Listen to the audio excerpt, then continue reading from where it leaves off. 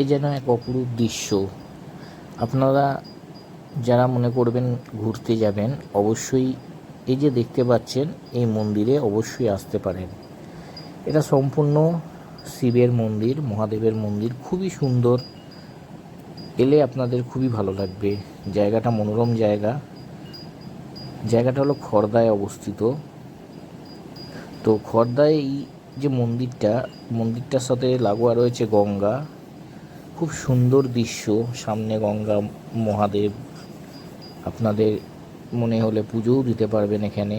এই মন্দিরটার নাম যারা জানেন না তাদেরকে বলে দিই, মন্দিরটার নাম হচ্ছে ২৬ মন্দির। এখানে ২৬টা শিবের মন্দির আছে এবং ২৬টা শিবলিঙ্গ আছে।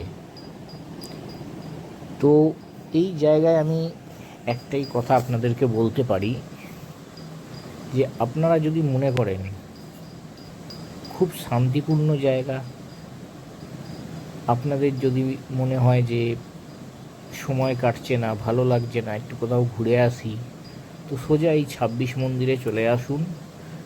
ভেতরে বাগান রয়েছে, পাশে মা গঙ্গা স্বয়ং রয়েছে, সামনে জেটি আছে, মনে করলে গঙ্গার ওপারেও যেতে পারবেন, ঘুরে আসতে পারবেন।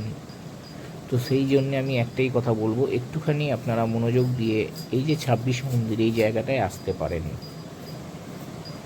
এবার এটার কিছু বিশেষত্ব এই মন্দিরের ব্যাপার আছে। যেমন এই মন্দিরটি হলো অনেক প্রাচীন মন্দির। বহু পুরানো মন্দিরের মধ্যে একটি মন্দির হলো এই মন্দিরটি। যারা আগে কোনো দিন আসেননি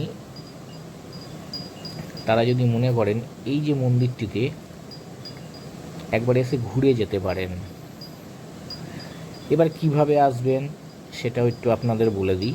দেখুন, আপনারা যারা কলকাতার দিক দিয়ে আসবেন, আপনারা যেখান দিয়েই আসুন কলকাতার দিক দিয়ে, সোজা বাসে আসুন, ট্যাক্সিতে আসুন, ওলা উবের যাতে আসুন, বলবেন খড়দহ পুরনো বাজারে নামাতে, অর্থাৎ খড়দা স্টেশন রোডে নামাতে।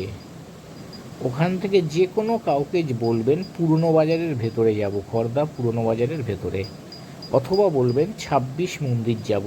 যে কোনো ওখান থেকে টোটো পেয়ে যাবেন, রিক্সা পেয়ে যাবেন, বা হেঁটে এলেও খুব বেশি দূর না, তো চলে আসবেন। আর যদি মনে করেন ব্যারাকপুরের দিক থেকে আসবেন, সেখানেও সেম,